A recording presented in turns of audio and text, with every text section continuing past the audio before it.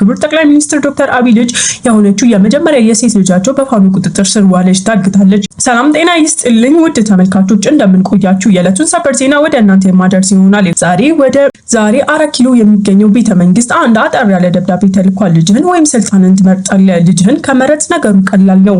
ልጅህን ወደ አንተ እንመልሳታለን። አንተ በተሰጠ ቀናቶች ውስጥ በገዛ ፈቃድ ስልጣንን ታስረክባለህ። ለህዝቡም ሆነ ለቡድን አባላት ልገ ስልጣንን እንደለቀቅ በይፋ ትናገራለህ። ፈርመ በገዛ ፈቃድ ስልጣንን ትለቃለህ። ስልጣን ማሸጋገር ሂደቱም እጅግ በጣም ቀላል ይሆናል። አይ የምትልና ደግሞ ስልጣንን የምትመርጥ ከሆነ ነገሩም አሁንም ላንተ ነው እንጂ ለኛ በጣም ቀላል ነው። ከዚህ በፊት አማራ ህዝብ ላይ ሲፈጽም የአማራ ሴቶች ላይ፣ የአማራ ህፃናት ላይ፣ የአማራ እናቶች ላይ፣ የአማራ ህዝብ ላይ አጠቃላይ በደል ምን አይነት በደል ሲፈጽም እንደነበርና ምን አይነት በደል ስታደርግ እንደነበር ግልጽ ነው። እያንዳንዱን ነገር ይሄ ነው ብለን አንነግርህም። ምክንያቱም እያደረካቸውን እያንዳንዱን ነገሮች ራስህ በደንብ ታውቃቸዋለህና ይህንን መልሶ ልጅ ላይ ለመተግበር ለኛ ከደስታም ደስታ በላይ ነው። እኛ የደስታም ደስታ ነው። ልጅ እንዳትሞትም እንዳትኖርም እያደረግን እናሰቃያታለን። ያም ይቀጥላል። አንተ ሐሳብን እስከምትቀይርም ድረስ ሞትን እየናፈቀች ሞትን እንዳታገኝ፣ መኖርን እየናፈቀች መኖርን እንዳታገኝ እያደረግን የአባቷን ትንሽዬን በቀል ቢሆን እሷ ላይ መዋጣት ለኛ በጣም ቀላል ነው። ነገሩን ግን አጠር አድርገው አንተ ልጅንም ሰላም ብታገኛትና በገዛ ፈቃድ ስልጣንን ብትለቅ ነገሩ በጣም ላንተም ለኛም በጣም ቀላል ነው። ነገር ግን እንዳትረሳ፣ ምክንያቱም ሁለቱም መንገድ ለኛ ቀላል ነውና የሚል ደብዳቤ ከዘመነ ካሴ ቤቱ ሄዷል። ዶክተር አብይ በዚህ ሰዓት የሚያደርገው ጨንቆታል። መሬት ክፍታ ብትውጠው እጅጉን በጣም ደስተኛ ነው። ነገር ግን አይሆንም። በዛ ላይ ባለቤቱ ቀዳማዊ እመቤት ዝናሽ ግራ ተጋብቷል። አሁን ላይ እኔ የምፈልገው ልጅና ልጅ ሲኖር ነው ሀገር። ስለዚህ እኔ ልጅን አምጣልኝ፣ ልጅን ካለችበት ልጅን አደራ እያሉ ነው። ምክንያቱም የእናት አንጀት ነውና እናት ምንም ጊዜ ቢሆን ልጇን ታስቀድማለች። ልጇ ደና ሲሆን ሀገርም ደና ይሆንላታል።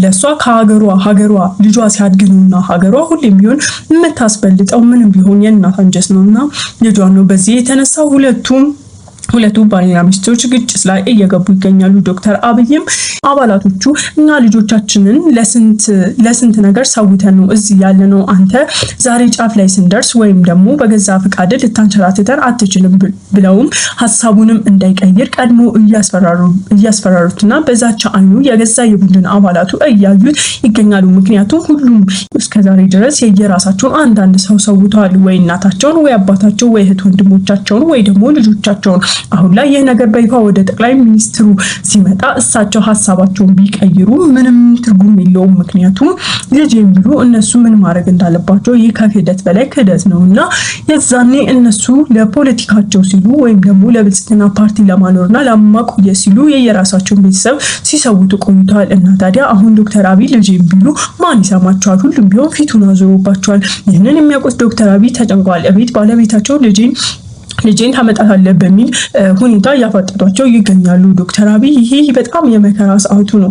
ፋኖ ይህን ሐሳቡን ዶክተር አብይ እንኳን ባይቀየር አሁን ባሉበት ሁኔታ ይህንን ጭንቅ ተካፋይ ስላደረጓቸው ብቻ በትንሹ የአማራን የህዝብ ጭንቀት ሊያውቁት ይገባል ብሎ ስለሚያስብ አሁንም ደስታውን እያከበረ እንደሚሆን ግልጽ ነው። ወይም ደግሞ ብዙዎቻችን እንገምታለን።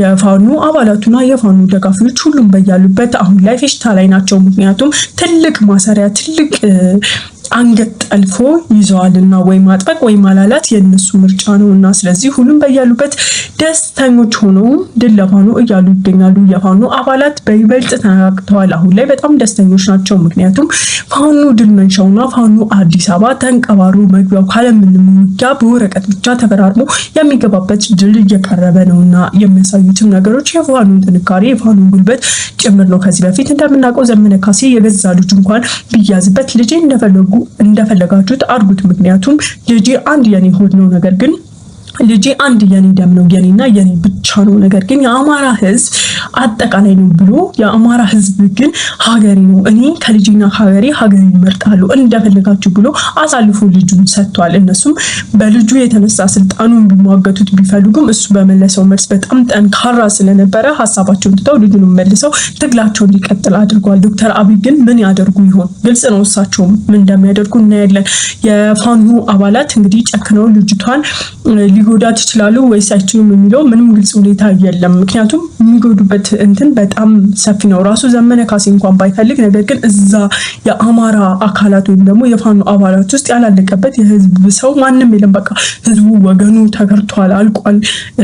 ስንት ነገር ነው እያሳለፉ ያሉትና እንደ በቀል እንግዲህ ምን ያድርጓት ምንም የሚታወቅ ነገር የለም። በዚህ የተነሳ ዶክተር አብይ ለመጀመሪያ ጊዜ እንባቸው እየፈሰሰ ያዋሉበት ቀን ነው ማለት ነው። እጅግ በጣም ከባድ ነው። ምንም ቢሆን ልጅቷ እንደ ሰውኛ አባቷ ነው እንጂ እሷ ጥፋት የለባትም። እስከምናውቀው ድረስ የፖለቲካ ፓርቲም ወይም ደግሞ የፖለቲካ ነገር ውስጥ የለችበትም።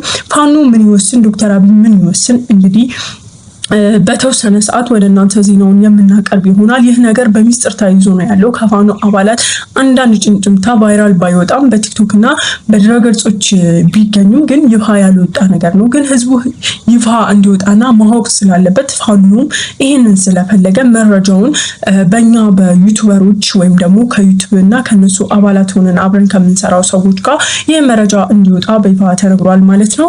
ይህ ጉዳይ ለፋኖ ትልቅ እርምጃው ይመስላል። ያው እየተጠባበቀ እንዳለው በአራቱም አቅጣጫ ፋኖ ወደ አዲስ አበባ እየተጠጋ ነው። ቢሆንም ግን አዲስ አበባ ገብቶ ንቅናቄውን ፈጥሮ ብልጽግና ማስወጣት አልቻለም። ይህ ግን ውሳኔውን የምናየውና የሚወሰነውን ጉዳይ ካየን በኋላ የምናወራው ይሆናል። ነገር ግን ለድሉ በጣም እየተቃረበ በቃ ወደ 95% የደረሰበት ያለበት ሁኔታ ነው ያለው ማለት ነው። የተለያዩ ውጭ ሀገር የሚገኙ የፋኖ አባላት ያው በነፃነት ጀግኖች፣ ልጅቷ ላይም ብዙ ሰዎች እየፈረዱባት ይገኛሉ። ትገደል፣ ምን ትሰራለች? እሱ ስንቱን እህቶቻችን ወንድሞቻችን እናት አባቶቻችንን አሰቃይቶ የለም ወይ? እሱ ለህፃናት መሽራራ፣ እሱ ለእናት ለአባት መሽራራ ሁሉንም አሰቃይቶ የለም ወይ? ትሰቃያሉ። ከአራቱም አቅጣጫ ከሰሜንም ከደቡብም ከሁሉም ሀገር ከሚኖሩት ውጪ ከሚገኙ ኢትዮጵያውያን እነዚህም ትውልደ ኢትዮጵያውያን ዲያስፖራውያን የተለያየ ድምጽ እየመጣ ነው ማለት ነው። እስካሁን እንዴት ታቆያችኋት? እስካሁን ለምን አትረሽንም? ልጅቷ መሞት አለባት መመለስ የለባትም እያሉ እንግዲህ ብዙዎቹ እያደባበሩ ወይም ደግሞ ልጅቷ እንዳትኖር እያደረጉ የተለያየ ጥላቻቸውን በዶክተር አብይ ላይ ወይም በብልጽግና ፓርቲ ላይ የነበረ ጥላቻቸውን ልጅቷ ላይ እንዲወጡባት እየገፋፋቸው ይገኛሉ። ቢሆንም ግን ልጅቷ አሁን ቢሆን ታስራ በሰላም ነው የምትገኘው። ምክንያቱም ውሳኔው ማድረግ የሚፈልጉት በአባቷ በጠቅላይ ሚኒስትሩ ዶክተር አብይ ቃል ነው እንጂ ህዝቡ ምንም ስላለ ወይም ደጋፊያቸው ምንም ስላሉ ምንም እነሱ ማጥቃትም የፈለጉ አይመስሉም ማለት ነው። እነ ዘመነ ካሴ ምንም ቢሆን አስተዋይ ናቸው። በስሜት ምንም ያን ያህል ክፋት የሚፈጽሙ ሰዎች አይደሉም። ነገር ግን የአባቷ ቃል ወሳኝነት ያለው እስኪመስልም ድረስ ያው አጣር ያለ ደብዳቤ ተልኳል ማለት ነው። በዚህ ሰዓት ልጅህን ስልጣንህን የሚባል በጣም ከባድ አዋጅ ነው። ምክንያቱም ልጅን ሲሉ ስልጣን ላይ ያሉ ትላልቅ እስከዛሬ አብሯቸው የመጡ የራሳቸው አባላት ፊታቸውን ያዞራሉ። ስልጣን ካሉ ደግሞ ልጃቸውንና ያው የቀድሞ ባለቤታቸውንም ቀዳማዊት ዝናሽ ታየልኝንም የሚያጡ ይሆናል ማለት ነው። ለሳቸው ትንሽ አወዛጋቢና ትንሽ ፈታኝ ታይም ይመስላል። የፋኖ አባላት ውጭ ሀገር የሚገኙ እዚህም ሀገር ውስጥም ያሉ ግን ደስታቸው ወደር የለውም። ጀግኖች ገና እሱንም ትይዙታላችሁ፣ እሱም ይሰቃይልን፣ እሷን ግን መልቀቅ የለባችሁም እያሉ ብዙ ኮመንትን ቢጽፉ ያው ደስታቸውም ወደር እንደሌለው ጭምር እየታየና እየተነጋገሩ ይገኛሉ ማለት ነው። ውሳኔው ምን እንደሚሆን እንደተወሰነ ወደ እናንተ ዜናውን ማቀርብላችሁ ይሆናል ማለት ነው።